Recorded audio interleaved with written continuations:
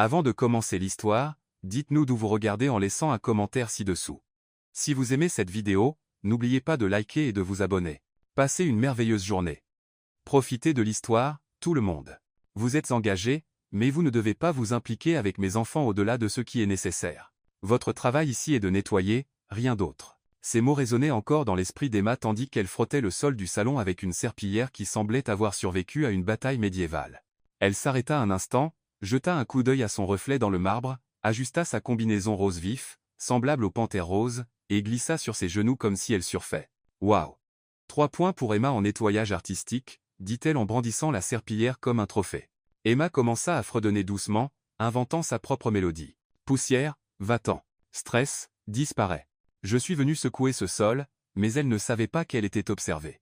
À la porte, 2 petits yeux l'épiaient en silence. Noah et Ethan, 6 ans, jumeaux identiques, calmes, sérieux, figés dans le temps depuis le jour où ils avaient perdu leur mère. La chanson d'Emma devint plus animée.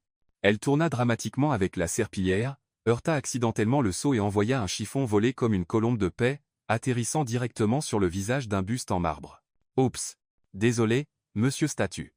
J'espère que vous ne me poursuivrez pas en justice. Et puis, ciao arriva. Un petit rire, puis un autre. Doux, timide, mais réel. Emma s'arrêta, regarda vers la porte. Personne. Est-ce que j'entends des petits fantômes, ou cette maison a-t-elle enfin trouvé quelque chose de drôle? À l'étage, dans son bureau, James Carter, PDG milliardaire, veuf, maître de la froideur et distributeur officiel d'ordre sec, observait tout sur les caméras. La danse, le désastre chorégraphié, le désordre imprévu, et les sourires qu'il n'avait pas vus depuis 2 ans. Un coin de sa bouche tressaillit lentement. Et puis, contre toute attente, il rit, silencieusement, brièvement, mais assez pour se surprendre lui-même. Le lendemain, Emma arriva plus tôt, cette fois avec un nouvel accessoire, un mètre ruban autour du cou. Personne ne savait si c'était une partie de son costume ou si elle pensait pouvoir mesurer l'énergie négative dans la maison. Elle croisa les jumeaux dans le couloir. Elle s'arrêta, sourit. Bonjour, messieurs du silence. Aujourd'hui, nous avons une offre spéciale de nettoyage. Si vous me donnez un sourire, je chanterai Baby Shark version samba. Ils ne répondirent pas. Ils se contentèrent de la fixer. Emma continua. Au milieu du nettoyage, elle ressentit quelque chose d'étrange. Elle se retourna. Noah se tenait dans l'embrasure de la porte, et elle entendit un son. Bas, rauque, mais clair, presque comme un salut. Les yeux d'Emma s'écarquillèrent. Et salut. Il répéta. Elle pointa un doigt sur elle-même. Moi? La femme de ménage? Emma? Tu as dit salut? Il hocha la tête, puis rit et s'enfuit comme s'il venait de voler un trésor. Ethan le suivit immédiatement, riant aussi. Emma resta plantée là, tenant la serpillière comme un sceptre magique, souriant légèrement, sciemment, et murmura « Salut à vous deux, petits ». James ne dit jamais un mot sur ce qu'il avait vu sur les caméras. Mais quelque chose dans sa routine commença à changer. Pour la première fois en 2 ans, il commença à quitter le bureau plus tôt, toujours avec la même excuse. Je dois vérifier des choses à la maison. La vérité était qu'il voulait voir Emma en action. Et Emma, eh bien, Emma avait transformé le ménage en un véritable spectacle. Ce mardi matin, elle arriva en fredonnant une chanson qu'elle semblait avoir inventée en chemin. Poussière, disparaît. Saleté, adieu. Aujourd'hui, cette maison va briller. Oh oui. Oh oui. Elle saisit l'aspirateur et commença à danser avec lui comme s'il était son partenaire de bal. Elle glissa dans le couloir, tourna sur elle-même, et l'aspirateur suivit son rythme comme un partenaire docile. Allez, mon cher Charlie, dit-elle, donnant un nom à l'appareil. Aujourd'hui, tu vas découvrir chaque recoin de ce manoir. Depuis l'étage, James regardait sur l'écran, secouant la tête, mais avec un sourire involontaire sur les lèvres. Emma n'avait aucune idée qu'elle était observée, encore moins que 2 paires d'yeux curieux espionnaient chacun de ses mouvements. Noah et Ethan étaient cachés derrière le canapé du salon, totalement fascinés par la femme qui transformait le travail en amusement. Quand Emma s'approcha des jouets éparpillés sur le sol, elle s'arrêta, regarda autour d'elle comme si elle complotait quelque chose. Murmura-t-elle, ramassant un camion de pompiers rouges. On dirait une urgence ici. Elle donna une voix différente à chaque jouet. À l'aide. À l'aide. Cria-t-elle d'une petite voix pour une poupée, la poussière attaque la ville. Ne vous inquiétez pas, citoyen, répondit-elle d'une voix grave, tenant le camion. La brigade de nettoyage est là pour sauver la journée. Emma inventa toute une histoire avec le petit camion poursuivant des monstres de poussière dans la pièce, faisant des bruits de sirène et des explosions dramatiques. C'est alors que cela se produisit. Un rire, clair, fort, authentique. Puis un autre. Emma s'arrêta au milieu de son jeu de rôle et regarda autour d'elle. Cette fois, elle les vit. Noah et Ethan étaient là, souriant ouvertement, leurs yeux brillants de joie. « Vous avez aimé l'histoire » demanda-t-elle lentement, s'approchant. Ethan hocha la tête timidement. Noah fit un pas en avant avec un léger sourire. Sans s'en rendre compte, Emma s'agenouilla au sol et ouvrit les bras. À sa surprise, les deux garçons coururent directement vers elle. Depuis le bureau, James regardait avec la poitrine serrée, la colère et la gratitude se battaient en lui. Emma avait désobéi à ses ordres directs de ne pas s'impliquer avec les enfants. Mais pour la première fois en 2 ans, ses fils étaient heureux. Il était déchiré entre descendre pour la réprimander, ou laisser cette magie continuer. La décision fut prise pour lui quand la gouvernante, qui travaillait là depuis 15 ans, frappa à la porte de son bureau. « Monsieur Carter, il faut que je vous parle », dit-elle en entrant avec une expression sévère. « Qu'y a-t-il, Hélène ?» « C'est à propos de la nouvelle employée. » James fronça les sourcils. « Emma. Madame Wilson, la nounou des garçons, est venue me voir ce matin. Elle est très inquiète. »« Inquiète de quoi ?» Hélène soupira, visiblement mal à l'aise. « Monsieur, Emma interagit constamment avec les enfants. Pas seulement pendant ses heures de travail, elle arrive tôt, reste tard, et, eh bien, elle fait pas mal de désordre dans la maison. » James garda une expression neutre, mais à l'intérieur, il sentait son irritation monter. « Continuous. Madame Wilson a dit qu'hier, Emma a transformé le salon en, comment a-t-elle dit? Un théâtre de jouets. Il y avait des jouets éparpillés partout. Elle chantait fort, faisait du bruit. » Hélène fit une pause. « Monsieur, ce n'est pas un comportement approprié pour une maison respectable. » James resta silencieux un long moment. Il regarda l'écran, où Emma jouait encore avec ses fils. Comment ont-ils réagi? Hélène sembla surprise par la question. Eh bien, ils semblaient s'amuser, monsieur, mais ce n'est pas le propos. Une femme de ménage ne devrait pas se comporter ainsi, surtout pas avec les enfants de la maison. James continua à regarder l'écran. Il vit Noah essayer d'imiter les mouvements de danse d'Emma. Il vit Ethan rire à quelque chose qu'elle avait dit. Il vit de la villa où il n'y avait eu que du silence. « Merci de m'avoir informé, Hélène, » dit-il enfin. « Je vais m'occuper de la situation. » Quand Hélène partit, James resta seul avec ses pensées contradictoires. Emma lui avait désobéi. Elle avait créé le chaos dans sa maison parfaitement organisée, mais elle avait donné à ses enfants quelque chose qu'ils pensaient perdu pour toujours. Des sourires. 3 jours plus tard, Emma était en plein milieu de sa routine matinale quand quelque chose attira son regard. Dans un coin de la pièce principale, il y avait quelque chose de mystérieux couvert d'un drap blanc, comme oublié par le temps. « Qu'est-ce qui pourrait être là, dessous ?» murmura-t-elle, s'approchant avec curiosité. Emma tira doucement sur le bord du tissu et découvrit un magnifique piano à queue. Les touches en ivoire brillaient même sous la couche de poussière, et le bois sombre avait une finition qui parlait d'élégance et de soin. « Waouh, tu es bien trop beau pour être caché comme ça, » dit-elle, passant doucement ses doigts sur le couvercle. Incapable de résister, Emma s'assit sur le banc rembourré et posa ses mains sur les touches. Elle joua quelques accords simples, testant le son. Le piano répondit par une mélodie douce et mélancolique qui résonna dans la pièce comme un soupir longtemps retenu. « Tu as une si belle voix » murmura-t-elle à l'instrument, commençant à jouer une chanson douce qu'elle avait apprise dans son enfance. La mélodie coulait naturellement de ses doigts, remplissant chaque recoin du manoir d'une tendresse que la maison n'avait pas connue depuis très longtemps. Depuis l'étage, James entendait chaque note comme si elle lui transperçait la poitrine. Il lâcha les papiers qu'il lisait et dévala les escaliers 2 par 2, son visage devenant plus pâle à chaque pas. Quand il atteignit la pièce, Emma jouait encore, complètement absorbée par la musique. Ses yeux étaient fermés, un petit sourire sur ses lèvres, comme si elle parlait à un vieil ami. « Arrêtez !» cria James, faisant sursauter Emma du banc comme si elle avait été électrocutée. Le silence s'abattit sur la pièce comme un rideau lourd. James se tenait à l'entrée, respirant fort, les poings serrés, le visage un masque de fureur et de douleur. « Monsieur Carter, je ne savais pas. » commença Emma, se levant rapidement. « Vous ne saviez pas quoi? Que vous n'êtes pas censé toucher aux choses de cette maison? Qu'il y a des règles ici ?»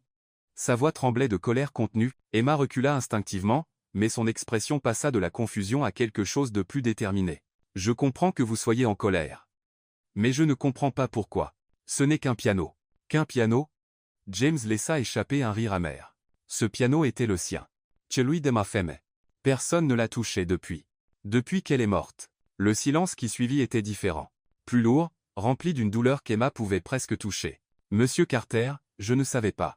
Je suis vraiment désolée, » dit-elle, sa voix plus douce. « Votre excuse ne change rien au fait que vous avez encore manqué de respect à cette maison, » dit James en pointant un doigt sur elle. « D'abord avec mes enfants, et maintenant avec ça. Très bien. Vous avez raison pour le piano. Mais pour vos enfants? Emma croisa les bras. Vous les avez vus rire pour la première fois depuis des années, et vous pensez toujours que c'était une mauvaise chose? Ça ne vous regarde pas, n'est-ce pas? Alors dites-moi pourquoi vous continuez à regarder à travers les caméras quand je suis avec eux. Emma s'approcha. Vous nous espionnez parce que vous savez que quelque chose de bien se passe. James ouvrit la bouche pour répondre, mais aucun mot ne vint. Vos enfants sont vivants, Monsieur Carter. Ils ont juste besoin que quelqu'un leur rappelle ça, continua Emma. Et si vous me renvoyez pour les avoir fait sourire, peut-être que le problème n'est pas moi. Comment osez-vous? Comment j'ose? Quoi? Dire la vérité? Emma ne recula pas. Vous avez été tellement occupé à protéger votre douleur que vous avez oublié de protéger leur bonheur. James resta silencieux, la mâchoire serrée, les yeux fixés sur elle. Et à propos du piano, Emma regarda l'instrument, puis revint vers lui. Je suis vraiment désolé. Je ne connaissais pas l'histoire, mais puis-je vous dire quelque chose? James ne répondit pas, mais il ne s'éloigna pas non plus. Les choses ne meurent que quand on arrête de penser à elles, dit-elle simplement. La musique ne meurt pas, Monsieur Carter. Elle attend juste que quelqu'un la réveille. James resta immobile pendant ce qui sembla une éternité. Puis, sans un mot, il se retourna et monta les escaliers, laissant Emma seule dans la pièce. Elle soupira, recouvrit le piano avec le drap et retourna au travail. Mais quelque chose dans l'air de la maison avait changé. Pour le reste de la journée, Emma remarqua que les jumeaux restaient plus près d'elle. Ils la suivaient dans les couloirs, ne se cachant plus, mais ouvertement curieux. « Vous voulez aider, tante Emma » demanda-t-elle, tenant 2 petits chiffons. Noah en prit un et essaya d'imiter ses mouvements. Ethan fit de même, mais si maladroitement qu'Emma éclata de rire. Très bonne équipe de nettoyage. Maintenant, créons nos mots magiques. Elle commença à inventer des mots absurdes. Quand la saleté est tenace, on crie « Zumba Lumbacha ». Zumba Lumbacha. Les garçons répétèrent, riant, et quand l'aspirateur s'étouffe, on dit « Piripac Café ». Piripac Café. Ils criaient entre 2 éclats de rire. Et quand on a tout fini, on célèbre avec Babalou Chubalou. Babalou Chubalou. Les jumeaux sautèrent, ravis par le son ridicule. Emma avait transformé le ménage en un jeu de mots magiques, et les garçons étaient complètement enchantés. Depuis son bureau, James entendait les rires résonner dans la maison. Chaque son était comme un souvenir lointain de l'époque où ses murs connaissaient encore la joie. Il essaya de se concentrer sur ses rapports, mais les mots à l'écran se brouillaient. Ses mains tremblaient légèrement.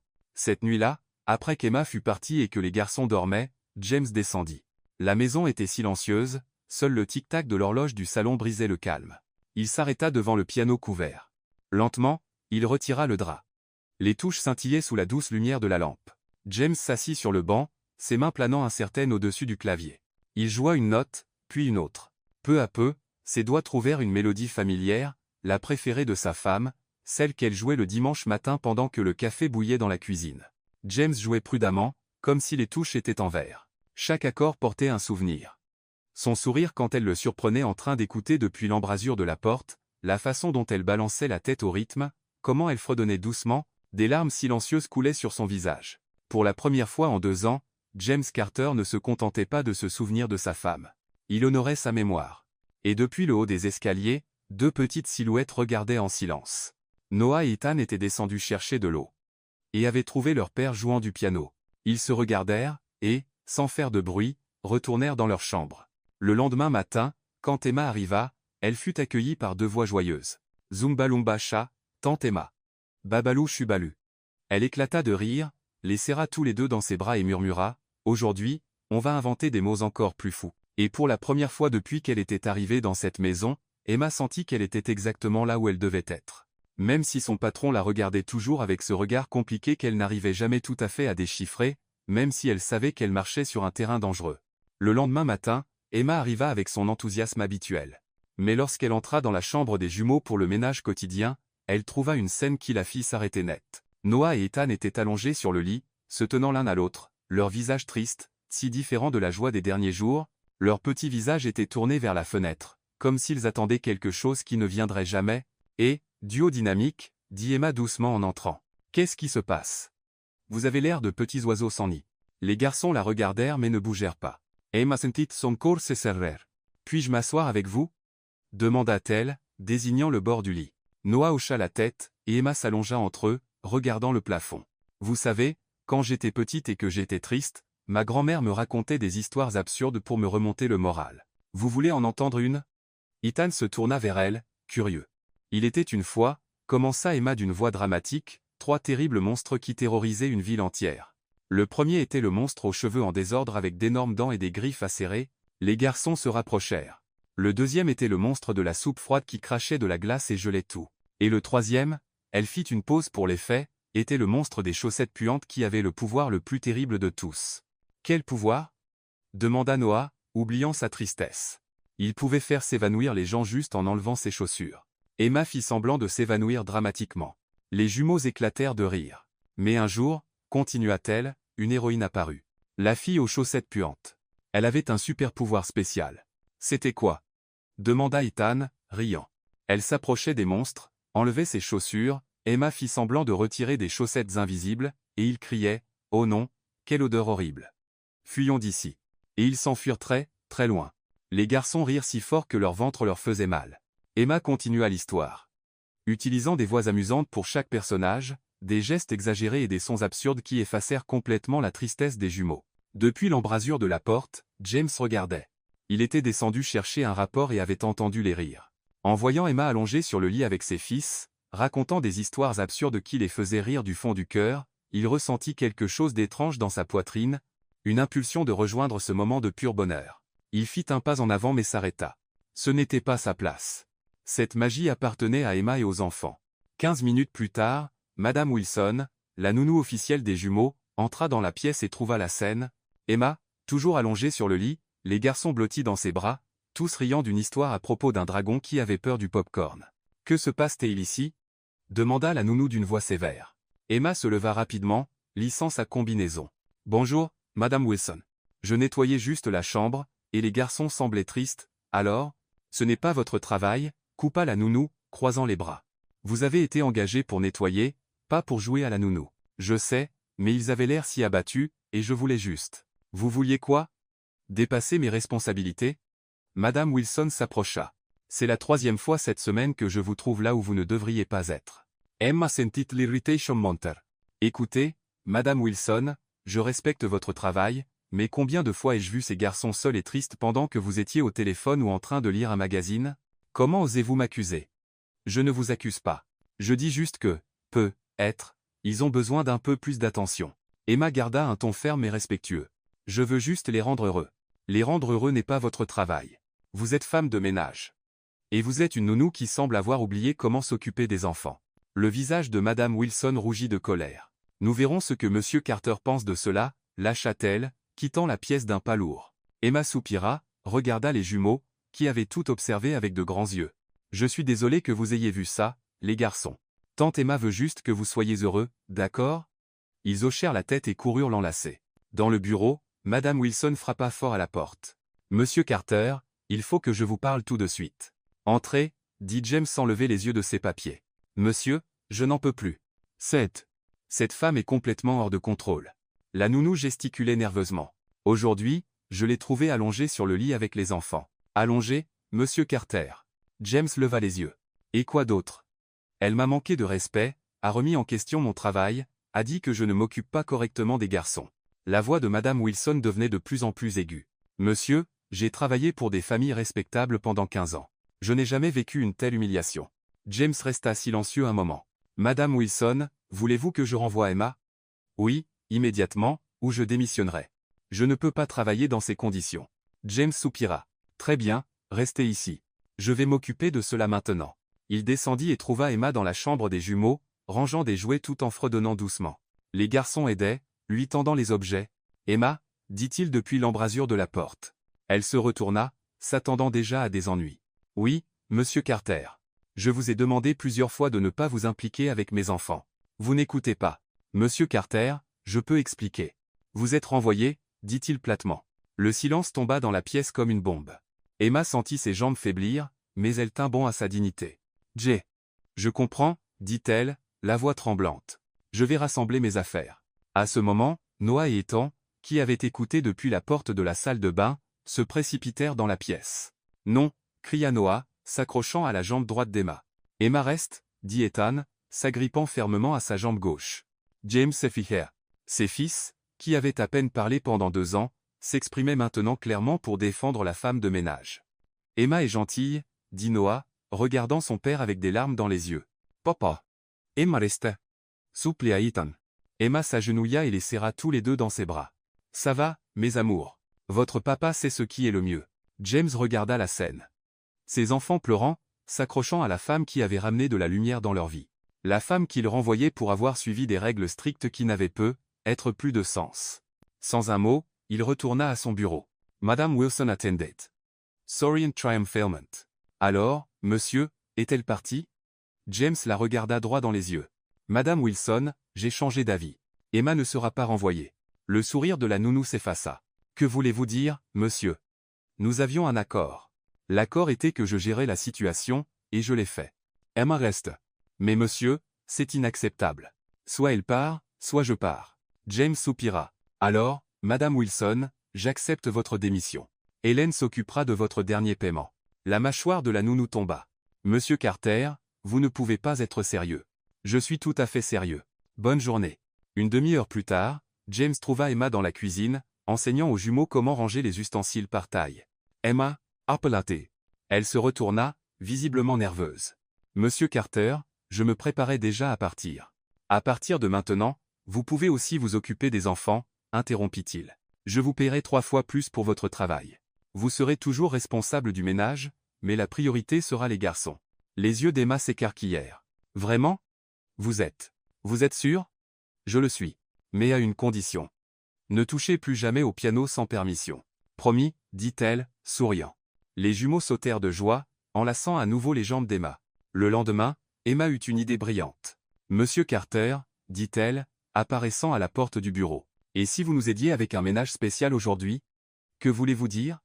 Les garçons veulent que leur papa rejoigne notre équipe de nettoyage magique. James regarda ses fils, qui se tenaient derrière Emma, faisant des visages suppliants. Papa, viens, dit Noah. C'est amusant, ajouta Ethan. Contre tous ses instincts d'entreprise, James céda. L'opération de ménage se transforma en un véritable chaos comique. James, portant des vêtements décontractés pour la première fois en des années, essaya de suivre les instructions d'Emma, mais tout allait de travers. Il renversa le seau d'eau 3 fois, glissa sur le savon, s'emmêla dans le tuyau de l'aspirateur et manqua de faire tomber une étagère en essayant de se stabiliser. Papa est bête, cria Ethan, riant. James sentit les larmes monter. Il se pencha et serra son fils fort. Oui, je suis un papa bête, dit-il, riant et pleurant en même temps. Il était submergé par l'émotion, voyant ses enfants parler et heureux après si longtemps. Emma observa la scène avec un petit sourire que James ne pouvait pas tout à fait déchiffrer. Il y avait quelque chose dans ses yeux, une tendresse mêlée d'une satisfaction tranquille, comme si elle savait que ce n'était que le début de quelque chose de bien plus grand. L'après-midi suivant, Emma apparut au bureau de James avec une proposition qu'il n'avait jamais attendu entendre. « Monsieur Carter, et si vous dîniez avec vos enfants ce soir ?»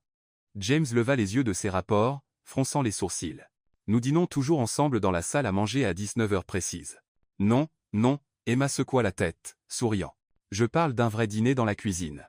Pas d'Hélène pour servir, pas d'assiettes en porcelaine, pas de serviettes amidonnées, juste vous 3 et moi, si vous le permettez.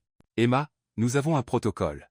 Les protocoles sont pour les réunions d'affaires, pas pour les familles, interrompit-elle doucement. Quand avez-vous vraiment parlé avec Noah et Ethan pendant un repas? James ouvrit la bouche pour répondre, mais réalisa qu'il ne s'en souvenait pas. Les repas étaient toujours silencieux, formels, les garçons mangeant poliment pendant qu'il vérifiait ses emails sur son téléphone. Faisons des tacos, dit Emma avec enthousiasme. Les garçons vont adorer. C'est amusant, désordonné, et tout le monde participe. Des tacos? James semblait avoir entendu un mot dans une langue étrangère, des tortillas simples, de la viande, du fromage, des légumes, de la sauce. Chacun construit le sien comme il veut. Chest come un puzzle comestible. Noah et Ethan apparurent à la porte du bureau, comme s'ils avaient été convoqués par télépathie. Papa. Faisons des tacos, dit Noah, sautant. Avec du fromage fondu, ajouta Ethan. James regarda les 3 visages pleins d'espoir devant lui et sentit sa résistance s'effondrer. D'accord, soupira-t-il. Mais restons civilisés. Marit. Monsieur Carter, si les tacos finissent civilisés, alors nous avons fait quelque chose de mal. 1 heure plus tard, la cuisine du manoir s'était transformée en champ de bataille culinaire. James, qui avait troqué son costume pour une chemise décontractée et un jonc à l'insistance d'Emma, se tenait à la cuisinière, essayant de faire dorer la viande hachée sous les instructions criées de 3 professeurs différents. Plus d'assaisonnement. Cria Emma. Papa, ne le laisse pas brûler. Avertit Noah. Remue, remue, remue. Chantait Ethan, tapant des mains. Je sais ce que je fais, marmonna James, clairement sans savoir ce qu'il faisait. Pendant ce temps, Emma et les jumeaux travaillaient sur les garnitures. Ou du moins essayaient. Noah, non. Le fromage va dans le bol, pas sur ton frère. Rit Emma, arrêtant une guerre de fromage râpé. Mais c'est lui qui a commencé. Protesta Noah, des miettes de fromage collées dans les cheveux. Je n'ai rien fait, se défendit Ethan, clairement coupable. Emma prit une poignée de fromage et la lança en l'air, le laissant retomber sur sa propre tête. Voilà, maintenant nous sommes tous pareils. Problème résolu. Les garçons éclatèrent de rire, et James, qui s'était retourné pour voir ce qui se passait, ne put s'empêcher de sourire. La viande brûle. Gémit Ethan, pointant la cuisinière. Oh non. James se précipita, mais dans sa hâte, glissa sur un morceau de laitue tombé au sol. Ses bras s'agitèrent, cherchant l'équilibre. Il s'accrocha au comptoir mais renversa le bol de tomates hachées, qui volèrent dans toutes les directions. Attention! Cria Emma, plongeant pour sauver la salsa, mais elle heurta James à la place. Les deux finirent dans une danse maladroite, essayant de ne pas marcher sur les tomates éparpillées sur le sol, Emma serrant le pot de salsa comme un bébé, James tenant toujours la spatule. Il pleut des tomates. S'écria Noah. C'est une tempête de nourriture. Ajouta Ethan. Emma et James se regardèrent, couverts de farine, de fromage et de tomates, et commencèrent à rire. D'abord doucement, puis plus fort, jusqu'à ce qu'ils rient comme des adolescents espiègles. Papa ressemble à un fantôme de farine. Dit Ethan. Et Emma ressemble à un fromage ambulant. Ajouta Noah. Cela ne fit que les faire rire plus fort. 40 minutes plus tard, il parvint enfin à rassembler assez d'ingrédients pour faire des tacos. La cuisine semblait avoir été frappée par un ouragan alimentaire, de la farine sur les murs, du fromage au plafond, de la laitue collée au frigo, et une empreinte mystérieuse de salsa sur le carrelage, mais personne ne s'en souciait. Assis autour de l'îlot de cuisine sur de hauts tabourets, chacun construisit son taco avec la créativité d'un artiste.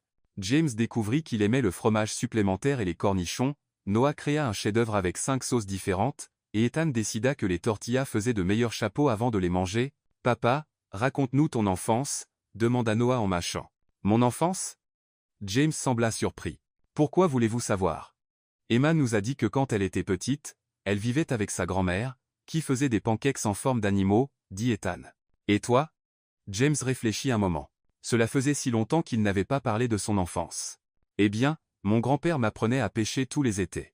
Nous allions toujours au lac Cedar. Et il disait que le secret était d'avoir de la patience et de parler aux poissons. » Parler aux poissons ? Les yeux de Noah s'écarquillèrent. « C'est ça, » sourit James, une expression nostalgique sur le visage. Il disait que si tu racontais des histoires drôles, il devenait curieux et venait voir ce qui se passait. « Et ça marchait » demanda Ethan, fasciné. « Parfois, » sourit James. « Ou peut-être que mon grand-père était juste très doué pour choisir les bons endroits. » Emma resta silencieuse, regardant James se transformer devant ses enfants. Ses mots coulaient naturellement, ses gestes étaient plus détendus, et il y avait une lumière dans ses yeux qu'elle n'avait jamais vue auparavant. « Emma, parle-nous encore de la grand-mère des pancakes » demanda Noah. « Ah, Mamie Maria était une artiste » dit Emma avec des gestes dramatiques. Elle faisait des pancakes en forme d'éléphant, de girafe, même de dragon. Et elle disait toujours. « Sophia, la nourriture faite avec amour a un goût différent. »« Sophia » demanda Ethan, confus. « C'est comme ça qu'elle m'appelait. Ça veut dire ma fille en espagnol, expliqua Emma. Elle était mexicaine. Elle est venue aux États-Unis quand elle était jeune. Comme toi, observa James. Emma cligna des yeux, un peu surprise par son commentaire. Oui, comme moi. Deuxième génération de rêveurs. Ils continuèrent à parler tout en finissant leur taco. Les histoires coulaient facilement. Emma partagea des souvenirs de son enfance dans un petit appartement à San Antonio. James se rappela des souvenirs longtemps oubliés de sa jeunesse, et les garçons posèrent 1000 questions sur tout. Quand ils finirent enfin de manger, la cuisine était encore plus désordonnée. Mais personne ne voulait que ce moment se termine. « Meilleur dîner de ma vie » déclara Noah, affalé sur le tabouret avec le ventre plein. « Je suis d'accord » dit Ethan, bâillant. James regarda autour de lui la cuisine dévastée, puis ses fils heureux et satisfaits, et enfin Emma, qui ramassait les assiettes avec un sourire serein sur le visage. « Emma » appela-t-il doucement. « Oui. Comment fais-tu pour rendre tout si vivant » Emma s'arrêta, une assiette à la main, et le regarda. Il y avait quelque chose de différent dans sa question. Ce n'était pas une curiosité superficielle. C'était une quête sincère de compréhension. « Parce que je n'ai jamais eu le luxe de vivre en pilote automatique » répondit-elle simplement. Quand tu grandis en sachant que chaque jour est une réussite, tu apprends à trouver de la magie dans les petites choses. James l'étudia en silence. Il y avait une profondeur chez Emma qu'il commençait à peine à découvrir. Elle n'était pas seulement la femme de ménage amusante qui faisait rire ses enfants. C'était une femme qui comprenait ce que signifiait vraiment vivre. Et toi? Demanda Emma en retour. Quand as-tu arrêté de vivre et commencé à juste exister? La question le frappa comme un coup à l'estomac. James n'avait pas de réponse parce qu'il savait exactement quand cela s'était produit. Le jour où sa femme était morte, quand il avait décidé qu'il ne laisserait plus jamais rien le blesser aussi profondément. Papa, peut-on faire ça tous les jours? Demanda Noah, brisant le moment de tension. Tous les jours, ça pourrait être trop de travail pour Emma, répondit James, revenant à la réalité. Du travail? Emma rit. Monsieur Carter, ce n'était pas du travail. C'était la vie. Les jumeaux commencèrent à nettoyer le désordre sans qu'on leur demande, imitant les mouvements de danse d'Emma tout en ramassant les morceaux de nourriture éparpillés. James et Emma travaillaient côte à côte, lavant la vaisselle et essuyant les surfaces. De temps en temps, leurs mains se frôlaient en atteignant le même ustensile, ou leurs épaules se touchaient en se déplaçant autour du petit évier. C'étaient des contacts innocents, accidentels, mais ils laissaient une sensation étrange dans l'air. Zumba Lumba. Crièrent les garçons lorsqu'ils finirent, utilisant le mot magique inventé par Emma. Babalou Chubalu. Répondit Emma, riant. James observa la scène, et pour la première fois en 2 ans, il ne pouvait imaginer sa maison sans ce rire résonnant dans les couloirs, sans cette femme extraordinaire, qui avait transformé sa famille avant même qu'il ne réalise comment. Et cela l'effrayait autant que cela lui donnait de l'espoir. 3 jours après le dîner de taco, Emma rangeait la salle de jeu quand elle trouva une tablette rose oubliée sous le canapé. Elle la reconnut immédiatement comme celle de Noah, celle qu'il transportait partout avant, avant qu'il ne cesse de se soucier de presque tout. Ce garçon oublierait sa tête si elle n'était pas attachée, marmonna-t-elle, ramassant l'appareil pour l'emmener dans la chambre des jumeaux. Mais lorsqu'elle toucha l'écran pour vérifier s'il fonctionnait, la tablette s'alluma et lança automatiquement. La dernière vidéo visionnée, Emma était sur le point de l'éteindre quand l'image la figea sur place.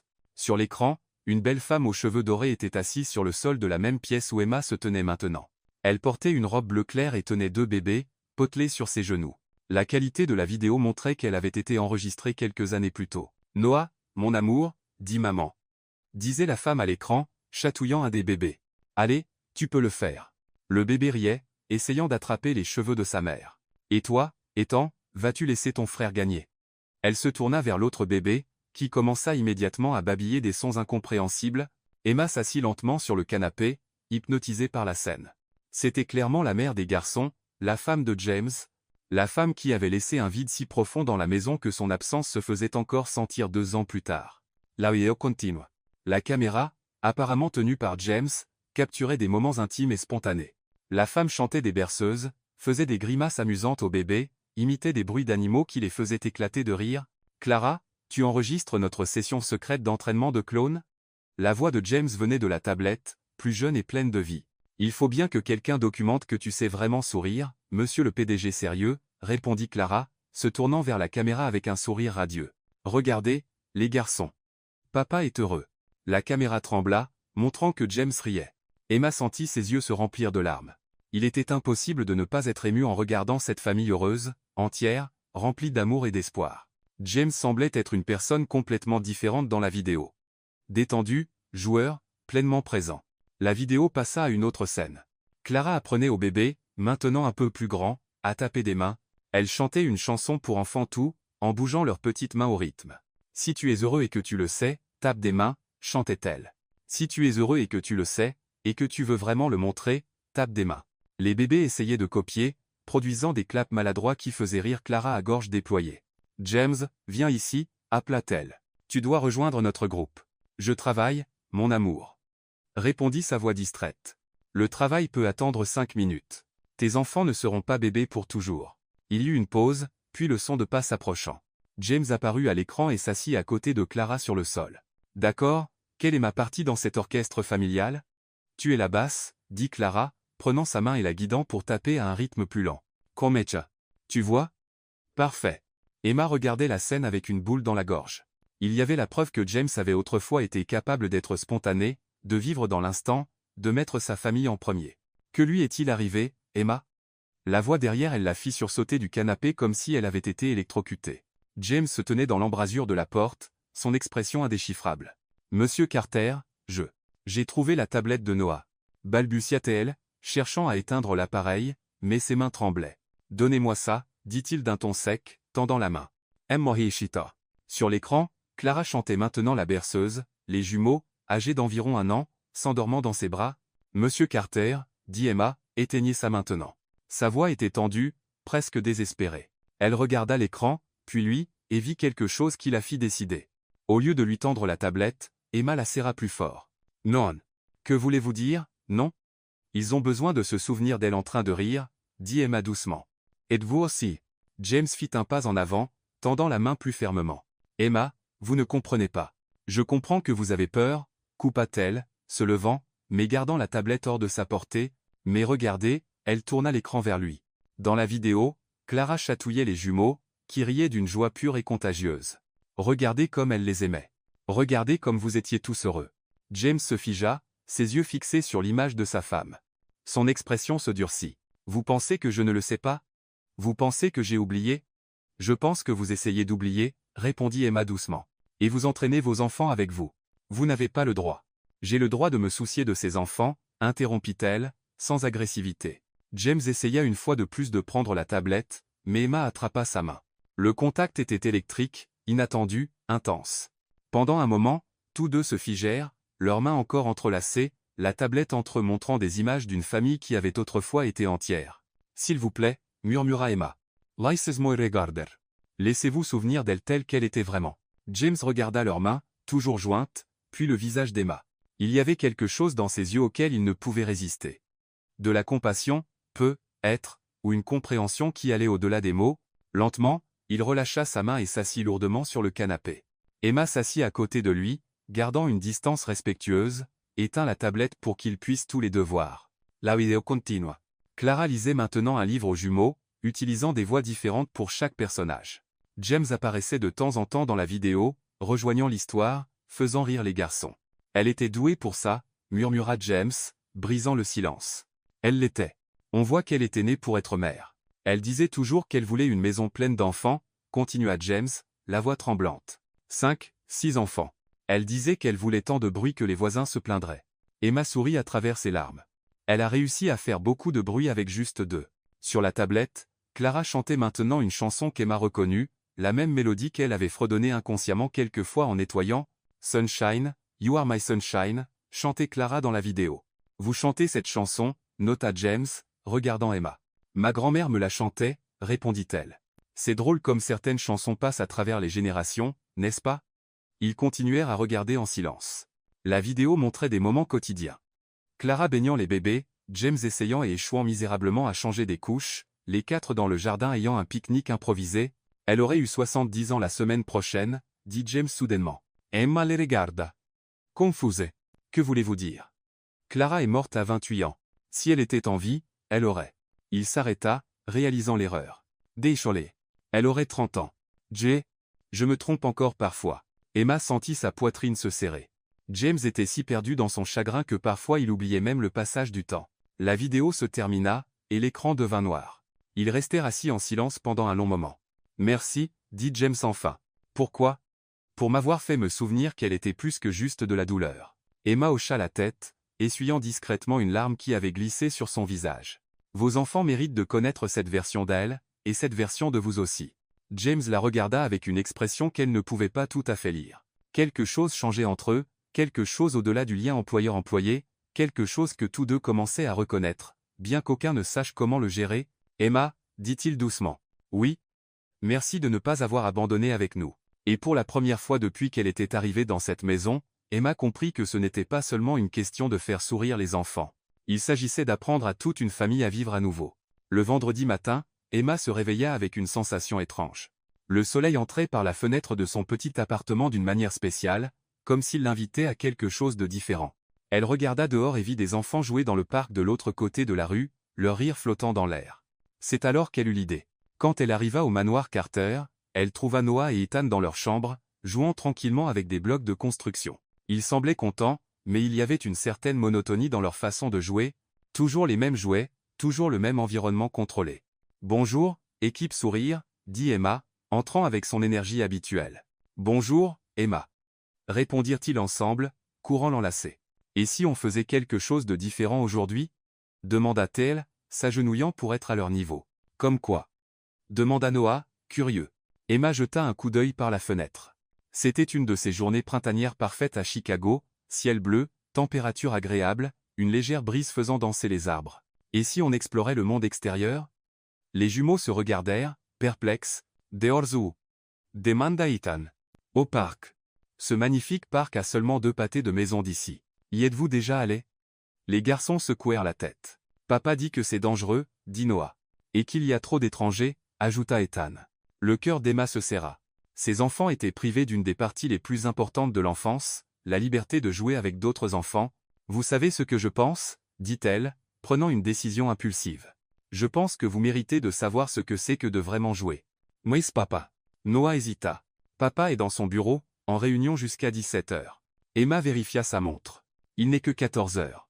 Nous avons largement le temps pour une petite aventure. Elle savait qu'elle enfreignait toutes les règles. James avait été clair sur le fait de ne pas quitter la propriété avec les enfants sans permission. Mais en voyant ces 2 magnifiques garçons enfermés dans une bulle de verre, Emma sentit que certaines règles étaient faites pour être brisées. Mais si papa le découvre, hésita Noah. Je prendrai toute la responsabilité, promit Emma. Vous faites confiance à tante Emma? Les 2 hochèrent la tête sans hésiter. Alors, partons vivre une aventure. 15 minutes plus tard, Emma marchait dans les rues du quartier avec un jumeau de chaque côté, leurs petites mains serrant les siennes. Les garçons regardaient autour d'eux avec la curiosité d'explorateurs découvrant un nouveau continent. « Waouh, tant de voitures !» s'exclama Ethan. « Et regarde ce chien !» Noah pointa un Golden Retriever qui passait avec son propriétaire. Emma sourit en regardant leur émerveillement face à des choses si ordinaires. Quand ils atteignirent le parc, les yeux des jumeaux s'écarquillèrent. « C'est énorme, murmura Noah. Le Millennium Park était plein de vie. Des enfants courant sur les pelouses, des familles faisant des pique-niques, des adolescents lançant des frisbees. Il y avait une aire de jeu colorée avec des toboggans, des balançoires et une structure d'escalade qui ressemblait à un château. « Je peux aller là, bas ?» demanda Ethan, pointant le toboggan. « Bien sûr, allons-y. » Emma marcha avec eux jusqu'à l'aire de jeu. Au début, les jumeaux étaient timides, observant les autres enfants de loin, mais Emma les encouragea doucement. « Regardez, » dit-elle, pointant un garçon de leur âge qui jouait seul dans le bac à sable. « J'ai petit garçon Sam Legenti. Pourquoi n'allez-vous pas le voir ?» Noah fut le premier à s'approcher. « Salut !» dit-il timidement. « Je peux jouer ?» Le garçon leva les yeux et sourit. « Bien sûr, je construis un château. Tu veux aider ?» En quelques minutes, ils étaient 3 à travailler ensemble, créant une forteresse de sable élaborée. Ethan les rejoignit bientôt, puis 2 autres filles s'approchèrent, curieuses. Emma s'assit sur un banc à proximité, regardant avec émerveillement. Les jumeaux parlaient, riaient et décidaient qui ferait quelle partie du château. Ils étaient à nouveau des enfants normaux, sociaux, amusants, exactement comme ils devraient l'être. « Ce sont les vôtres ?» demanda une mère qui s'assit à côté d'Emma. « Je m'occupe d'eux », répondit Emma sans entrer dans les détails. « Ils sont adorables. » Première fois au parc? Oui, sourit Emma tristement. Première fois depuis longtemps. Pendant presque 1 heure, les jumeaux jouèrent librement. Ils descendirent les toboggans, se balancèrent sur les balançoires, coururent, crièrent de joie et se salirent avec de la terre et du sable. Emma prit quelques photos avec son téléphone, voulant capturer ces moments magiques. C'est alors qu'elle vit James. Il était de l'autre côté du parc, près du parking, scrutant avec des yeux désespérés. Quand il les repéra enfin, son visage passa par plusieurs émotions, soulagement, colère, confusion. Emma déglutit difficilement. Elle était dans le pétrin. James marcha vers eux à grandes enjambées déterminées. Emma pouvait voir la tempête se former sur son visage. Les garçons, appela-t-elle doucement. Il est temps de partir. Déjà? Protesta Noah. Mais je n'ai pas fini le château. Nous reviendrons un autre jour, promit Emma, bien qu'elle ne soit pas sûre que ce soit vrai. James les rejoignit juste au moment où Emma aidait les garçons à dire au revoir à leurs nouveaux amis. « Papa !» cria Ethan, courant enlacer les jambes de son père. Il fallait voir ça. On a fait un château géant, et on a rencontré Lucas, Ava, Lily et Max. Noah ajouta avec enthousiasme. Ils sont vraiment gentils. James regarda ses fils, sales, heureux, rayonnants, puis Emma. Elle se tenait à quelques pas en arrière, se préparant clairement à la tempête. « Emma, » dit-il, la voix contrôlée. « Pouvons-nous parler ?» Elle s'approcha, relevant le menton avec détermination. « Monsieur Carter, je sais que vous êtes contrarié, mais, vous avez désobéi à un ordre direct, » coupa-t-il. « Je vous ai dit de ne pas quitter la propriété avec eux. Je sais, mais, pas jamais, Emma. Vous avez mis mes enfants en danger. » Emma regarda autour d'elle. Le parc était rempli de familles heureuses, d'enfants jouant sous la surveillance attentive des parents et des gardiens. Il n'y avait rien de dangereux ici. En danger de quoi? D'être heureux? De se faire des amis? D'être des enfants normaux? Papa, Ne sois pas fâché contre Emma, interrompit Noah. C'était l'après-midi le plus génial de notre vie. C'est vrai, approuva Ethan. On cherche la maintenant mouchèche. James regarda ses enfants, puis Emma, puis le parc autour d'eux. Il vit d'autres enfants jouer, d'autres parents sourire, des familles entières profiter d'une belle journée à l'extérieur. Il prit une profonde inspiration. Merci, dit-il, se surprenant lui-même. Emma cligna des yeux, confuse. Pardon? Merci, répéta-t-il plus fermement. De m'avoir rappelé qu'ils ont besoin de ça. Emma sentit ses yeux se remplir de larmes. Monsieur Carter. James, corrigea-t-il doucement. Je pense qu'il est temps que vous m'appeliez James. Le retour à la maison fut complètement différent de l'aller. Les jumeaux parlaient sans arrêt de leurs aventures, racontant chaque détail à leur père comme s'ils étaient des explorateurs revenant d'une expédition épique. James marchait à côté d'Emma, écoutant les histoires de ses enfants avec une expression qu'elle n'avait jamais vue auparavant. C'était de la tendresse mêlée de regret, de la joie touchée par une tristesse silencieuse. Ils avaient raison, dit-il alors qu'ils atteignaient les grilles du manoir. À propos de quoi? C'était vraiment le meilleur après-midi de leur vie depuis très longtemps. Emma ne répondit pas, mais son cœur se réchauffa. En traversant le jardin du manoir, elle était si distraite en regardant James interagir avec ses fils qu'elle ne remarqua pas où elle posait les pieds. Son pied glissa sur l'herbe, encore humide du système d'arrosage. « Attention !» cria James, se précipitant pour la rattraper. Ses bras se refermèrent autour de la taille d'Emma au moment exact où elle commençait à tomber. L'élan les fit tournoyer, et quand ils s'arrêtèrent enfin, elle était pressée contre sa poitrine, ses mains reposant sur ses épaules, tous deux se figèrent. Emma pouvait sentir le cœur de James battre contre sa poitrine. Elle pouvait voir chaque détail de ses yeux verts, la petite cicatrice près de son sourcil gauche, la façon dont ses lèvres s'entr'ouvraient légèrement. James la regardait comme s'il la voyait pour la première fois. Son visage rougi par la marche, ses yeux brillants de bonheur sincère, ses lèvres légèrement entr'ouvertes de surprise. Ils se rapprochèrent, lentement, inévitablement. C'était comme si le monde entier s'était arrêté pour regarder ce moment. Le vent s'apaisa. Les oiseaux se turent. Même les jumeaux se calmèrent. Plus près, les lèvres de James touchaient presque celles d'Emma. « Papa !» cria Noah. « As-tu vu un papillon bleu ?» Ils s'écartèrent rapidement, comme s'ils se réveillaient d'une transe. Emma lissa nerveusement ses cheveux. James s'éclaircit la gorge et ajusta une cravate qu'il ne portait même pas. « Jay, combien ça Emma ?»« Nous devrions. » dit James en même temps. Ils se regardèrent et rirent maladroitement. « Rentrons, » suggéra James, incapable de détacher ses yeux d'elle. « Bonne idée, » approuva Emma, son cœur battant encore la chamade. En marchant vers la maison, aucun d'eux ne mentionna ce qui avait failli se passer, mais tous deux savaient que quelque chose avait changé pour toujours. Dans les 3 jours qui suivirent le presque baiser dans le jardin, Emma et James développèrent une impressionnante capacité à s'éviter. Elle arrivait plus tôt et restait au rez-de-chaussée. Ils quittaient le bureau plus tard et trouvaient toujours une excuse pour ne pas descendre quand elle était là. C'était comme une danse élaborée d'évitement. Et les seuls qui ne comprenaient pas le jeu étaient Noah et Ethan. « Pourquoi papa ne dîne plus avec nous ?» demanda Noah le mercredi, remuant sa soupe tristement. « Et pourquoi Emma devient toute rouge quand on parle de papa ?» observa Ethan avec la perspicacité typique d'un enfant de 6 ans. Emma manqua de s'étouffer avec son dîner. « Je ne deviens pas rouge, » protesta-t-elle, rougissant clairement. « Si, tu deviens rouge, » insista Noah, comme quand on mange des piments. C'est à ce moment que les jumeaux eurent une idée. Le jeudi matin, alors qu'Emma nettoyait la bibliothèque, elle entendit des chuchotements excités à l'étage, puis des pas précipités, des rires étouffés, et le son immistakable d'enfants complotant quelque chose. « Hélène » appela Noah, courant dans la cuisine. « Pouvez-vous nous aider avec un projet secret ?» La gouvernante, qui s'était particulièrement attachée aux jumeaux depuis qu'Emma les avait ramenés à la vie, haussa un sourcil curieux. « Quel genre de projet secret ?»« Une fête surprise, » déclara Ethan, comme si c'était l'idée la plus brillante de l'histoire. « Et pour qui est la fête ?» Les garçons se regardèrent. « Pour qu'Emma et papa soient à nouveau amis, » dit Noah avec l'honnêteté brutale des enfants. Helen Zorit. Elle avait remarqué la tension étrange entre les deux ces derniers jours. « Et de quoi avez-vous besoin pour cette fête ?»« De tout » crièrent-ils ensemble.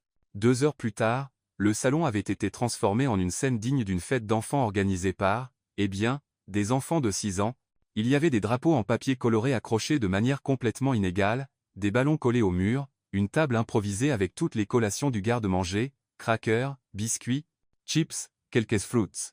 Hélène avait insisté pour ajouter du jus de pomme versé dans des verres en cristal parce qu'une fête doit être chic. La touche spéciale était les chapeaux en papier fait main décorés de dessins de fleurs qui ressemblaient plus à des explosions colorées et de petits mots éparpillés dans la pièce avec des messages comme Emma, tu es la meilleure femme de ménage du monde et papa t'aime. Papa sourit quand Emma est là, et vous êtes bêtes tous les deux, mais on vous aime. Noah et Ethan attendirent patiemment jusqu'à ce que James descende pour le déjeuner et qu'Emma apparaisse pour nettoyer la pièce.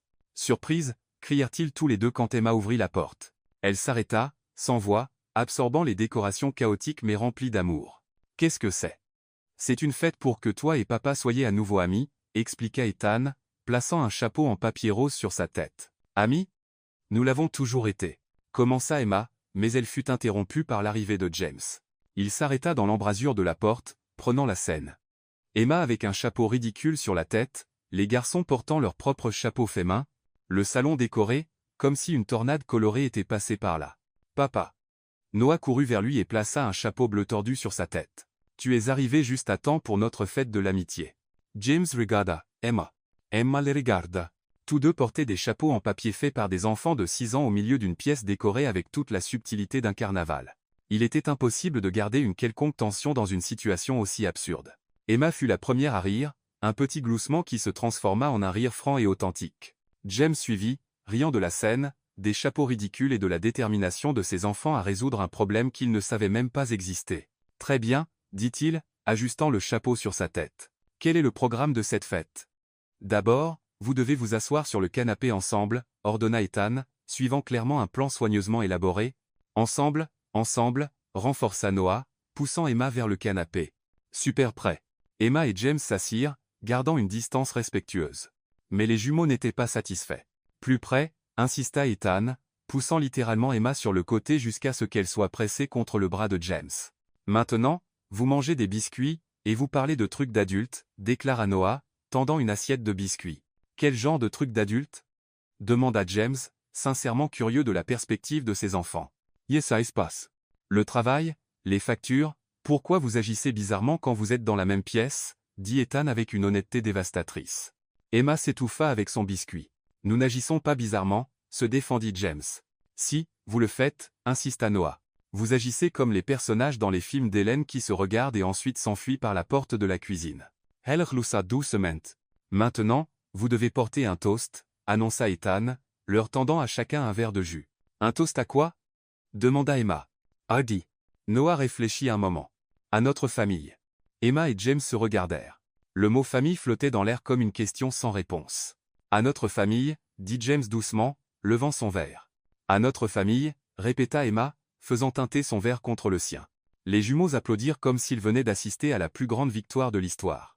La fête dura encore une demi-heure avec les garçons inventant des jeux idiots comme qui peut manger le plus de biscuits sans rire, impossible une fois que Noah commença à faire des grimaces, et danse de statues avec des chapeaux, qui se termina avec tout le monde entassé sur le sol en riant. Quand l'amusement commença enfin à se calmer, James s'éclaircit la gorge. « En fait, je voulais vous inviter à quelque chose, » dit-il, s'adressant principalement à Emma, mais incluant les garçons. « À quoi » demanda-t-elle. « Demain soir, il y a un événement à l'école des garçons, une représentation musicale suivie d'un dîner. J'aimerais que vous veniez avec nous. » Emma cligna des yeux, surprise. « Comme votre invité ?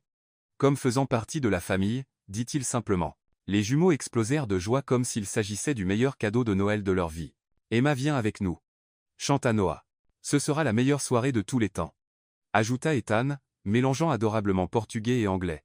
Emma regarda James, cherchant un signe qu'il était juste poli. Mais il y avait quelque chose de sincère dans ses yeux, une véritable invitation à faire partie de quelque chose de plus grand. « J'aimerais beaucoup, » dit-elle doucement. Le lendemain soir, Emma s'habilla plus soigneusement qu'elle ne l'avait fait depuis des années. Elle choisit une robe bleu marine simple mais élégante, attacha ses cheveux en un chignon bas, et emprunta même du rouge à lèvres à sa voisine. Quand elle descendit pour rejoindre James et les jumeaux, son cœur battait la chamade.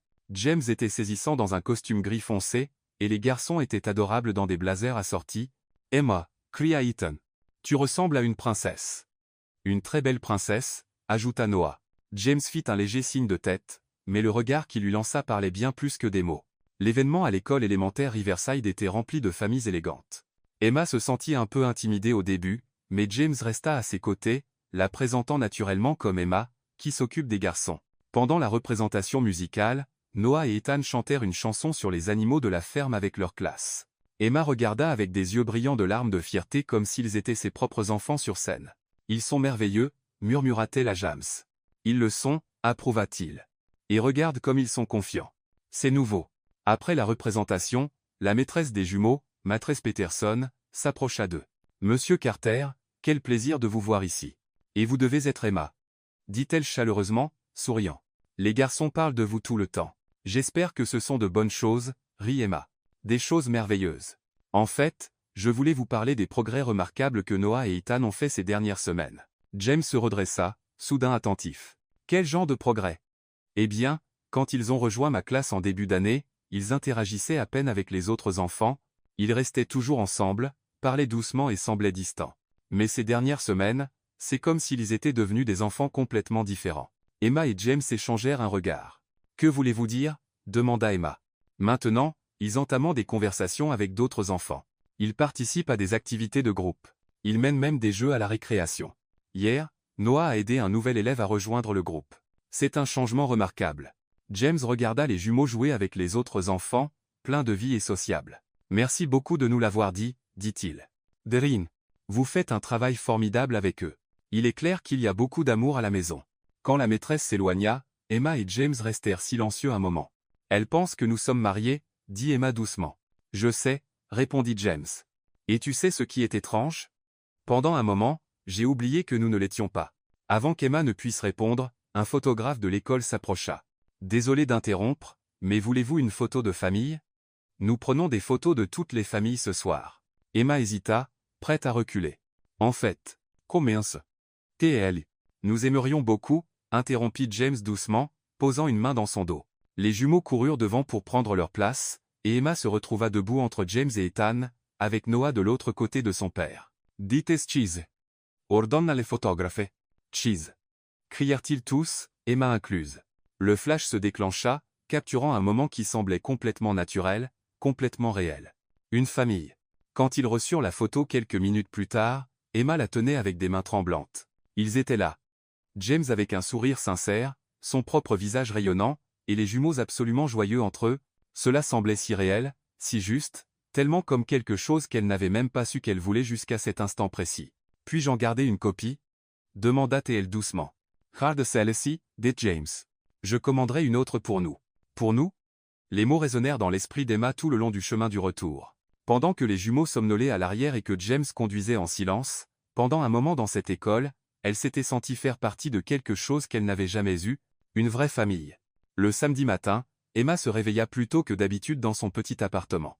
La photo de famille était sur sa table de nuit, et elle s'était surprise à la regarder au moins 10 fois avant de s'endormir la veille. Elle prépara du café et appela sa mère à San Antonio, comme elle le faisait chaque week-end. « Hola, Mija », la voix chaleureuse d'Isabella Gonzalez vint de l'autre bout de la ligne. « Comment vont les choses là ? » « Bah. Salut, maman. Tout est compliqué. » « Compliqué ? Comment ? Le travail ne va pas bien ? » Emma soupira, regardant par la fenêtre les rues calmes de Chicago. « Le travail va bien. Mieux que bien, en fait. C'est juste que... » Elle hésita. « Je pense que je suis idiote. »« Yema attaché. »« Attaché à quoi, Mija ? Aux enfants ? À la maison ? À lui ?» Il eut une pause à l'autre bout. « Oh, » dit Isabella avec ce ton que les mères utilisent quand elles savent exactement ce qui se passe. « Et lui ? C'est mon patron, maman. Il est veuf. Il a 2 enfants. Il est millionnaire. Et je suis sa femme de ménage. C'est impossible. Emma Isabelle Gonzalez, dit Isabella fermement. Depuis quand te définis-tu par ton travail ? Tu es bien plus que cela. Mais maman. Pas jamais. Tu as un cœur grand comme le Texas et une belle âme. Si cet homme ne peut pas voir ça, c'est sa perte, pas la tienne. Emma sentit ses yeux se remplir de larmes. C'est juste. Parfois, j'oublie que je ne fais pas vraiment partie de sa famille. Hier, nous avons pris une photo ensemble, et pendant un moment, j'ai vraiment cru que... Que quoi ? Que peut être j'avais ma place là. Isabella resta silenciosa un moment. Mija, as-tu parlé avec lui de ce que tu ressens ? Bien sûr que non. Ce serait le moyen le plus rapide de me faire renvoyer. Ou peut être que ce serait la plus belle surprise de sa vie, suggéra Isabella doucement. Parfois, les gens ont juste besoin que quelqu'un soit courageux en premier. Pendant qu'Emma parlait avec sa mère dans son appartement à l'autre bout de la ville, James avait une conversation similaire avec sa sœur aînée, Sophia. « Tu sembles différent », observa Sophia, venue pour le déjeuner et apporter des cadeaux pour ses neveux. James préparait des sandwichs dans la cuisine, quelque chose que Sophia ne l'avait pas vu faire ces 2 dernières années. Différent comment ? Je ne sais pas. Plus léger. Les garçons semblent différents aussi. Ils parlent, rient, agissent comme des enfants normaux. Ils ont toujours été des enfants normaux, dit James sur la défensive. James, tu sais que ce n'est pas vrai. Depuis la mort de Clara, ils étaient absents. Et toi aussi. James arrêta de couper les tomates et regarda sa sœur. Et maintenant, vous semblez à nouveau une vraie famille. Qu'est-ce qui a changé? James Heishito. Nous avons engagé une nouvelle aide, Emma. Elle s'occupe des garçons et... Eh bien, elle a un peu tout bouleversé. Bouleversé? Comment? Elle fait rire les garçons. Ils chantent avec elle, jouent, inventent des jeux idiots. Hier, ils ont même organisé une fête surprise pour moi et Emma parce qu'ils pensaient qu'on était fâchés l'un contre l'autre. Sophia saw it. Et vous l'étiez? On s'évitait, admit James. C'est compliqué. Compliqué? Pourquoi? James laissa échapper un profond soupir. Je ne sais pas ce qui se passe, Sophia, mais elle est devenue le centre de la maison. Quand elle n'est pas là, tout semble vide. Les garçons la réclament. Je me surprends à me demander ce qu'elle dirait à propos de quelque chose. Même la nourriture a meilleur goût, quand elle est là. James, Sophia posa sa main sur le bras de son frère. Tu es en train de tomber amoureux d'elle. Ne sois pas ridicule. Je suis réaliste. Tu viens de décrire tous les signes classiques. James secoua la tête. C'est une employée, Sophia. Et, je ne peux pas faire ça à Clara. Clara est partie depuis 2 ans, James, dit Sophia doucement. Et si elle était là, elle serait la première à t'encourager à retrouver le bonheur. James resta silencieux, absorbant les mots de sa sœur. En plus, continua Sophia. D'après ce que tu m'as dit, ce n'est pas juste une employée, c'est celle qui a ramené ta famille à la vie. Dans les jours qui suivirent, Emma et James étaient tous deux perdus dans leurs pensées, essayant de donner un sens aux sentiments confus qu'ils éprouvaient. Emma se surprenait à rêver éveillée en nettoyant, imaginant ce que ce serait si cette maison était vraiment la sienne, si les jumeaux étaient vraiment ses enfants, si James la regardait comme plus que la personne qui prenait soin de sa famille. James, de son côté, commença à remarquer des petits détails qu'il n'avait jamais observés auparavant, la manière dont Emma fredonnait en travaillant, comment ses yeux s'illuminaient quand les garçons racontaient une histoire, comment elle mordillait sa lèvre inférieure quand elle se concentrait. Ce fut le mercredi que tout changea. Emma arriva au manoir à son heure habituelle, mais en s'approchant de l'entrée principale, elle se figea comme si elle avait été frappée. James était à la porte d'entrée avec une femme époustouflante. Elle était grande, élégante, avec des cheveux blonds impeccables, vêtue d'un tailleur rouge qui coûtait probablement plus que ce qu'Emma gagnait en 3 mois. Il parlait d'une manière intime, et la femme toucha le bras de James en riant à quelque chose qu'il avait dit. Emma se cacha derrière une des voitures garées dans l'allée, son cœur battant la chamade. La femme venait clairement du monde de James, sophistiquée, belle, probablement bien éduquée, et avec un compte en banque enviable, tout ce qu'Emma n'était pas. « Merci de m'avoir laissé venir chez toi, James, » dit la femme, sa voix portant clairement jusqu'à l'endroit où Emma se cachait. « Je sais que ce n'est pas facile pour toi de laisser des gens entrer dans ton espace personnel. » « Ce n'était pas un problème, Lorraine, » répondit James. « Les garçons doivent s'habituer à avoir de nouvelles personnes autour d'eux. » Lorraine rit, un son clair et musical. « Ils sont adorables, et ils ont clairement besoin d'une figure maternelle dans leur vie. » Emma eut l'impression qu'on lui versait de l'eau froide sur la tête. « Allons-y doucement, dit James. Mais oui, je pense qu'il est temps d'avancer. Je serai là quand tu seras prêt. Lauren tu chaos men son visage. Clara voudrait que tu sois à nouveau heureux. » Emma étouffa un hoquet. Cette femme connaissait Clara. C'était probablement une amie de la famille, quelqu'un que James connaissait depuis des années, quelqu'un qui appartenait à son monde d'une manière qu'Emma ne pourrait jamais égaler. Elle attendit que Lorraine monte dans une BMW argentée et quitte la propriété avant de bouger. Lorsqu'elle atteignit la porte de service, ses jambes tremblaient, et elle avait l'impression qu'elle allait être malade. Emma. Noah courut l'enlacer dès qu'elle entra. « Tu es là. » Papa parlait avec tante Lorraine. Tante Lorraine, Emma força un sourire. « C'était l'amie de maman, » expliqua Ethan. « Elle est vraiment jolie et sans les fleurs. »« C'est gentil, » parvint à dire Emma, bien que sa propre voix lui semblât étrange. James entra dans la cuisine à ce moment-là, semblant différent. Plus léger, peut-être, comme quelqu'un qui avait pris une décision importante. « Emma, vous êtes là. Comment était la circulation ? » « Normal, » répondit-elle, évitant son regard. « Je vais commencer à nettoyer à l'étage. » Elle quitta rapidement la cuisine avant qu'il ne puisse remarquer que quelque chose n'allait pas. Pour le reste de la journée, Emma travailla en pilote automatique. Elle nettoyait, rangeait, jouait avec les garçons quand c'était nécessaire, mais son esprit était ailleurs. Bien sûr, James passait à autre chose. Bien sûr. Il avait trouvé quelqu'un qui convenait à son statut social, quelqu'un qui pourrait être le bon type de mère pour ses enfants, le bon type d'épouse pour un PDG millionnaire.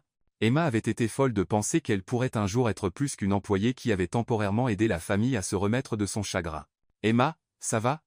demanda Ethan pendant l'heure du goûter. « Toas l'air triste. » « Je vais bien, Mon chéri, mentit-elle, forçant un autre sourire. Juste un peu fatigué. Tu veux t'allonger avec nous et écouter des histoires? Proposa Noah. Parfois, ça aide quand on est triste. Le cœur d'Emma se brisa un peu plus. Ces garçons l'aimaient, et elle devrait quitter leur vie une fois que James se remarierait. Peut-être plus tard, dit-elle. Pour l'instant, je dois finir mon travail. James remarqua le changement immédiatement. Emma était distante, formelle, efficace, mais froide. Elle ne fredonnait plus en travaillant, n'inventait plus de jeux spontanés avec les garçons, ne souriait plus de cette manière qui illuminait toute la maison. Le jeudi, il la trouva en train de nettoyer la bibliothèque en silence. « Emma, est-ce qu'il s'est passé quelque chose? Vous semblez différente? »« Je vais bien, monsieur Carter, » répondit-elle, revenant au ton formel qu'elle n'avait pas utilisé depuis des semaines. « Monsieur Carter ?» Il fronça les sourcils. « Je pensais qu'on avait dépassé ça. Je suis désolé, c'était un écart professionnel. » James l'observa un moment. Quelque chose n'allait pas. Vraiment pas. Mais il n'arrivait pas à comprendre quoi. « Emma, si j'ai fait quelque chose. »« Vous n'avez rien fait, » coupa-t-elle. « Je me rappelle juste quelle est ma place ici. » Et avec ces mots, elle quitta la bibliothèque, laissant James complètement confus et avec la sensation pesante d'avoir perdu quelque chose d'important sans même savoir quoi. Ce soir-là, Emma rappela sa mère. « Maman, » dit-elle, essayant de garder une voix stable. « Je pense que je dois chercher un autre travail. »« Pourquoi, Mija? Que s'est-il passé? » J'avais raison depuis le début. J'étais idiote de m'attacher. Il passe déjà à autre chose avec quelqu'un qui correspond à sa vie. Emma, non. Maman, c'était bien temps que ça a duré, mais il est temps de revenir à la réalité. Et pour la première fois depuis qu'elle était arrivée chez les Carter, Emma pleura, parce que parfois, la réalité fait plus mal que n'importe quel rêve inassouvi. Le vendredi matin arriva avec une tempête classique de Chicago. Emma arriva au manoir Carter trempée, même si elle avait couru de l'arrêt de bus à la porte. Son humeur était aussi lourde que le ciel gris. Elle avait passé toute la nuit à répéter son discours de démission. Il serait professionnel, poli et bref. Elle ne mentionnerait pas Lorraine. Elle ne parlerait pas de sentiments confus.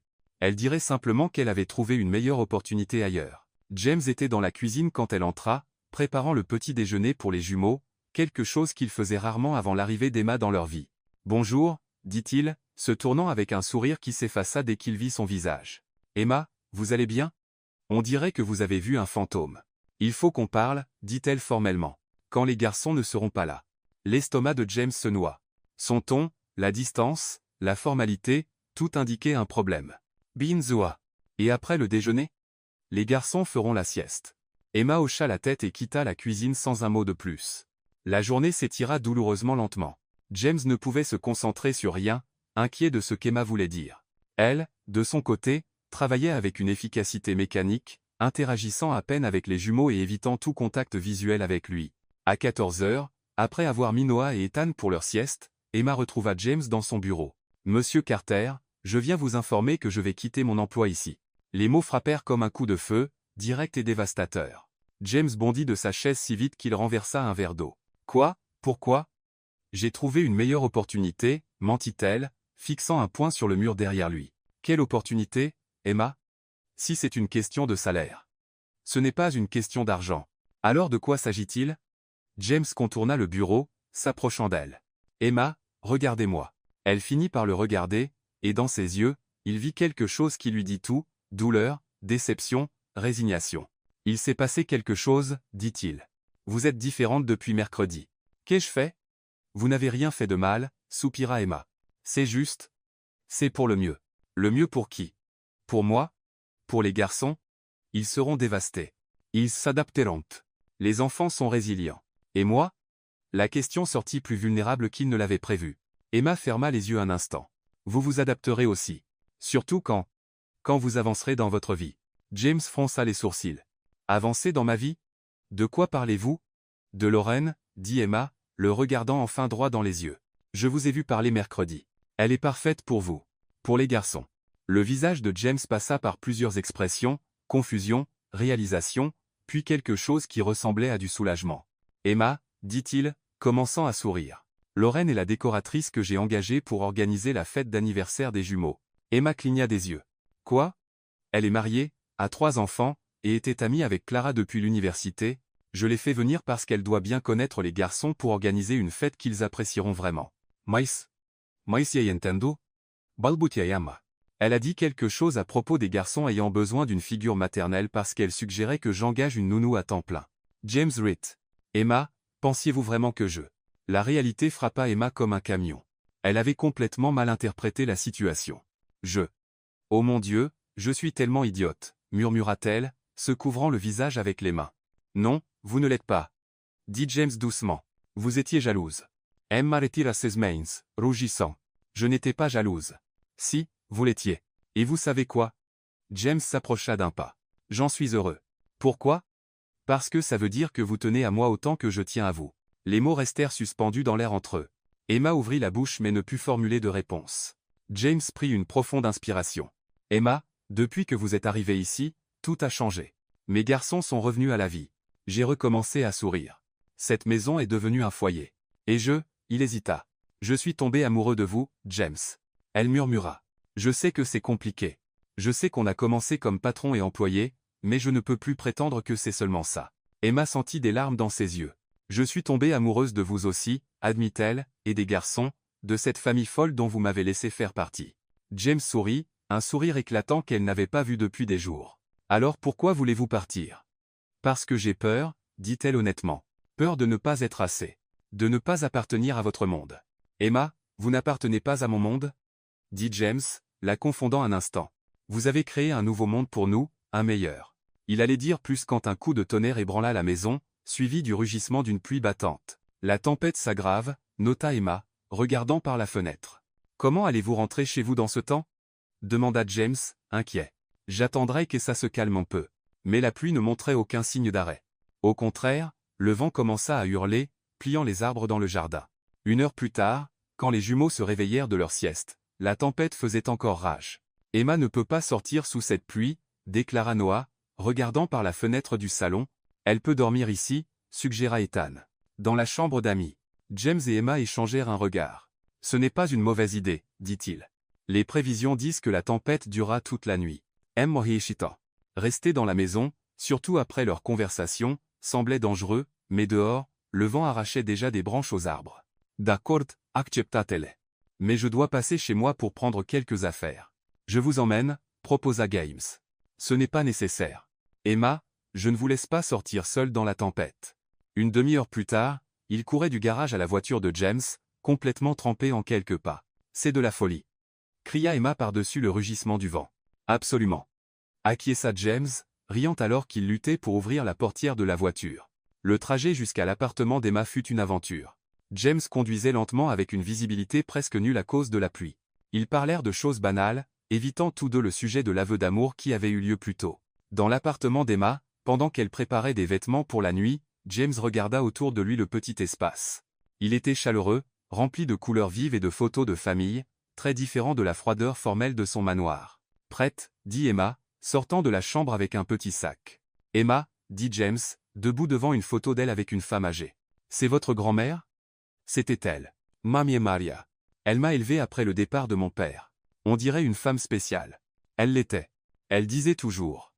Le véritable amour ne choisit pas selon la classe sociale, la couleur de peau ou le compte en banque. Il choisit avec le cœur. James se tourna vers elle. Elle avait raison. Le trajet du retour fut encore plus dramatique. Le vent s'était intensifié, et quand ils sortirent de la voiture dans le garage du manoir, une rafale arracha le parapluie des mains de James, le retournant. Ils coururent vers la porte, mais Emma glissa sur l'herbe humide. James la rattrapa. Mais perdit lui aussi l'équilibre. Tous deux tombèrent sur la pelouse, trempés et couverts de boue. On a l'air ridicule, rit Emma, essuyant la saleté de son visage. Complètement, acquiesça James. Ils se relevèrent, riant toujours, et coururent jusqu'au porche. Quand ils furent enfin à l'abri sous le toit, James regarda Emma. Elle était trempée de la tête aux pieds, ses cheveux collés à son visage, avec des taches de saleté sur ses vêtements. Et elle n'avait jamais été plus belle. Emma, dit-il, soudain sérieux. Je ne sais pas ce que vous êtes. Je ne sais pas si c'est le destin, la chance ou un miracle, mais sans vous, cette maison redevient juste une maison. Mes enfants redeviennent juste des enfants tristes, et je redeviens juste un homme vide. Emma le regarda, ces mots résonnant dans son cœur. Alors il est temps que vous appreniez à nettoyer ce désordre émotionnel que vous appelez un cœur, dit-elle, faisant un pas vers lui. Et puis, sans plus d'hésitation, elle l'embrassa. Le baiser était tout ce qu'aucun d'eux n'attendait et tout ce dont ils avaient tous deux besoin. Il était doux et urgent, timide et passionné, une promesse et une réponse à la fois, Quand ils se séparèrent, tous deux étaient essoufflés. « Ça veut dire que vous ne partez pas ?» demanda James, posant son front contre le sien. « Ça veut dire que j'ai trouvé ma place dans le monde, » répondit Emma. « Et c'est ici, avec vous. » 2 semaines après le baiser sous la tempête vint le grand jour. L'anniversaire des 7 ans de Noah et Ethan. Emma avait passé les dernières semaines à travailler avec Lorraine pour transformer le jardin des Carter en un véritable parc d'attractions. « Attention, équipe !» cria Emma dans le mégaphone emprunté à Hélène, qu'il avait suggéré après avoir vu Emma échouer à se faire entendre en essayant de coordonner 5 fournisseurs différents. « Les clowns arrivent dans 15 minutes. Je veux tous les ballons en place maintenant. » James observait de loin, riant de la manière dont Emma prenait chaque détail de la fête au sérieux. Elle portait un t-shirt jaune avec les mots directrice du fin que les jumeaux avaient décoré juste pour elle. « Emma ressemble à un général commandant ses troupes, » commenta Sophia, qui était arrivée tôt pour aider. « Un général très mignon, » acquiesça James, incapable de détacher ses yeux de sa petite amie. « Oui, petit ami. » Le mot sonnait encore étrange mais merveilleux. « James Carter. » La voix d'Emma résonna à travers le mégaphone. « J'ai besoin de vous ici maintenant. »« À vos ordres, général. » cria-t-il en retour, courant vers elle. Emma se tenait à côté d'une table qui ressemblait à un champ de bataille couvert de sucre. Il y avait des morceaux de gâteau partout, du glaçage sur les parois de la tente, et une figurine de Spider-Man à l'envers pendue à un palmier. « Que s'est-il passé ici ?» demanda James, essayant de ne pas rire. « Les jumeaux voulaient aider à décorer le gâteau, » expliqua Emma, pointant Noah et Ethan, qui étaient couverts de glaçage bleu de la tête aux pieds, et j'ai fait l'erreur de leur donner une liberté créative. « Surprise !» crièrent les 2 garçons, écartant les bras pour montrer leur chef-d'œuvre sucré. Le gâteau original, qui était censé ressembler à un élégant château, ressemblait maintenant plus à une explosion colorée. Il y avait du glaçage de toutes les couleurs imaginables, des bonbons collés sur les côtés, et ce qui semblait être toute une famille de figurines d'action émergeant du sommet. « C'est unique, » dit James diplomatiquement. « C'est horrible. » rit Emma. « Mais ils sont si fiers que je n'ai pas le cœur de le refaire. »« Alors ne le fais pas. C'est parfait tel quel. » À 15 heures, le jardin était rempli d'enfants courant dans toutes les directions. La maison gonflable s'était transformée en une zone de guerre amicale. La table de maquillage avait une file de 15 enfants, et les clowns faisaient des tours de magie qui impressionnaient les adultes encore plus que les enfants. Emma était partout à la fois, séparant les disputes pour des ballons, nettoyant des genoux éraflés, servant des tranches du gâteau explosif, et s'assurant que chaque enfant s'amusait. « Elle est incroyable, » dit Sophia à James, qui regardait Emma apprendre à un groupe d'enfants comment faire des bulles de savon géantes. « Elle l'est, » acquiesça-t-il avec ce sourire béat que Sophia n'avait pas vu sur le visage de son frère depuis des années. Le moment le plus chaotique vint lors de la guerre d'eau qu'Emma avait organisée. Ce qui était censé être une activité contrôlée avec des pistolets à eau se transforma rapidement en une bataille épique impliquant des tuyaux, des seaux, et même le système d'arrosage du jardin. James, qui avait d'abord essayé de rester au sec en observant de loin, fut entraîné dans le chaos quand Ethan cria « Papa, tu es dans l'équipe d'Emma. » Avant qu'il ne puisse se défendre, il fut bombardé par 10 enfants armés de pistolets à eau. En quelques secondes, le PDG millionnaire était trempé, courant à travers le jardin comme un enfant, essayant de se venger d'une armée de petits guerriers aquatiques. « Attrapez-le » cria Noah, pointant son père. « Traître » rit James, plongeant derrière un arbre pour se protéger de l'attaque coordonnée. Emma observait la scène, le cœur débordant. James avait troqué son costume pour un short et un t-shirt, était complètement trempé, ses cheveux en désordre, et il ressemblait à nouveau à un garçon de 10 ans. « Emma » appela une des mères. « Le gâteau est en train de tomber. » Elle courut vers la table du gâteau et vit que le chef-d'œuvre instable des jumeaux penchait lentement d'un côté.